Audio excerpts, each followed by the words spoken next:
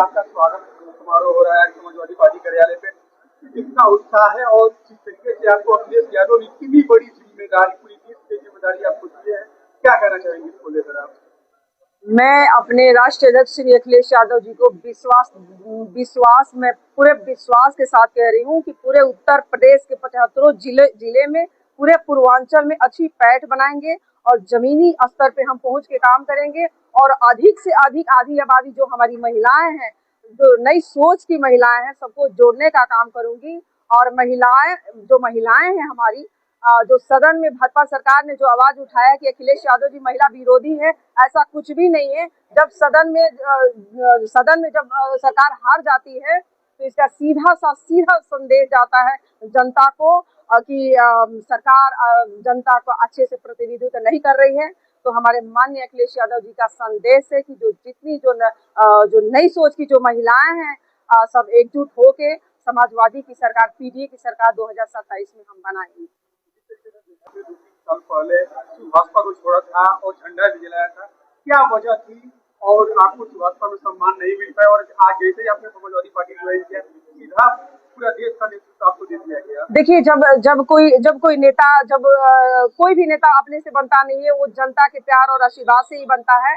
और जब भीड़ कोई नेता करता है तो इसलिए वो जनता आती है कि ये नेता हमारा भला करेगा। लेकिन हमने मंत्री जी जो पीले गमछे वाले हैं, हमने उसका देखते देखते जब नाटक 3 साल हो गया तो हमसे बर्दाश्त नहीं हो पाया और ये हम महिलाओं को हम संदेश दिए कि आज ये मंत्री गलत कर रहे हैं, आप लोगों के साथ आप लोग का हिस्सा नहीं दिलवाएंगे, ये कुछ भी नहीं करवाएंगे, हम आपका प्रतिनिधित्व तो करेंगे, आप लोग की देखभाल हम करेंगे और आवाज माननीय अखिलेश यादव जी को पहुंचाएंगे और अपनी सरकार बना के हम जनता को संदेश देना चाहेंगे। हर एक साल में सालाना महिलाओं को 40,000 रुपये देने का काम करेंगे अखिलेश यादव जी।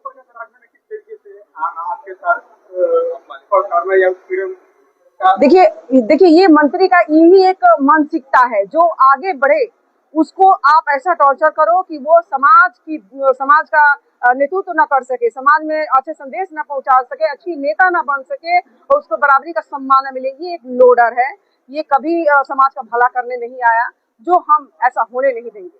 और मुझे पूरा भरोसा है कि पूरे उत्तर प्रदेश क्या, अब तो पूरे बंगाल तक हम जाएंगे और महिलाओं में ये संदेश पहुंचाने का काम करेंगी। संविधान जब रहेगा तो हम रहेंगे, जब संविधान हमारा नहीं तो हमारा कुछ भी नहीं बचेगा। यही संदेश देना चाहेंगे। मैं पीले गमछे वाले मंत्री को संदेश यही देना चाहती हूँ, जो आपने हमको बिल्ली बनाया। आज मैं रास्ते में आ रही थी तो एक न्यूज चला कि ये बिल्ली के छाल पे शेर का छाल पहना देने से कोई शेर नहीं हो जाता। तो आप समझिए मंत्री जी कि आप तो डर गए पहले ही, आप गाली सुनने का काम किया तो जनता आपको गाली दे रही है। मैंने आपको गाली दिया, मजाल है किसी जनता को हमने गाली दिया। सिर्फ मैंने जो कहा, आपको कहा, गलत का विरोध मैंने खुल के कहा। आप कहो तो रासलीला, हम करे तो कैरेक्टर ढीला। ये कहाँ का बात है भाई? पीले गमछे, देखिए उनका चेहरा उड़ गया है बेचारे, वो जनता में कैसे जाएंगे? अब उनको खुद ही दिमाग काम नहीं कर रहा है। तो कैसे आप पूर्वांचल का गढ़ माना जाता है राजभरों का, और उसमें जब ओम प्रकाश राजभर भी जब समाजवादी पार्टी में थे तो काफी अच्छी जीत मिली थी। अब आप आई है समाजवादी पार्टी में, उतनी बड़ी जिम्मेदारी मिली है, तो कैसे आप बड़ी जीत दिला? इससे ये भाजपा के भेजे हुए भेदिया थे, विभीषण थे। ओम प्रकाश ने किसी अपने मंत्री पद से इस्तीफा नहीं दिया था, ये भेजा गया भाजपा का ये विभीषण था।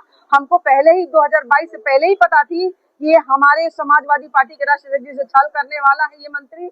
हमने जब सुना कि ये छल करेगा, 89 सीटों पे छल करने का ये मंत्री का जो मानसिकता थी, हमने पकड़ा और हम ये अपने आप में बहुत रोते थे कि हम कैसे अखिलेश यादव जी तक ये बात पहुंचाए कि हमारे माननीय जी से ये छल कर रहा है मंत्री। लेकिन जो अखिलेश यादव जी से छल किया है वो कहीं ना कहीं गड्ढे में गया है, ये आज खुद पता चल गया। और जनता के बीच अब हम जाएंगे तो पता चलेगा कि कौन जनता का नेता है। आगामी 2027 का विधानसभा चुनाव काफी नजदीक है और ऐसे में ओम प्रकाश राजभर जिन सीटों पर चुनाव लड़ेंगे, उन सीटों पर आप किस तरीके से चुनौती को स्वीकार करेंगे?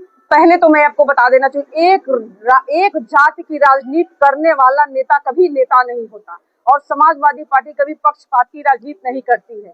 समाजवादी पार्टी सर्व समाज की राजनीति करती है और पिछड़ा दलित अल्पसंख्यकों की राजनीति करती है, जो जिस जनता का जनाधार है उसकी राजनीति। एक समाज का जो ये मंत्री जो राजभर सिंह समाज को पकड़ा है, हमारे समाज को चूतिया समझ रखा था, जो हम होने नहीं देंगे और अपने समाज में संदेश फैलाएंगे कि एक समाज का नेता ठेकेदार होता है, नेता कभी नहीं होता, वो भला कभी नहीं कर सकता। महिलाएं पूछ रही हैं हमसे, महिलाएं पूछ रही हैं जब मैं कि ये मंत्री कब हमारा बिजली बिल माफ कराएंगे, कब दारू बंद कराएंगे, कब हमारी शिक्षा को सही कराएंगे, एक समान शिक्षा कब कराएंगे, फ्री सिलेंडर कब कराएंगे, ये महिलाएं सवाल पूछ रही हैं और मंत्री जी के पास कोई जवाब नहीं है। और हमको बिल्ली बनाया। आज मैं रास्ते में आ रही थी तो यही बिल्ली मंत्री पीले गमछे वाले को विलय करेगी, हमेशा हमेशा के लिए समाप्त करेगी। इसी के साथ बहुत बहुत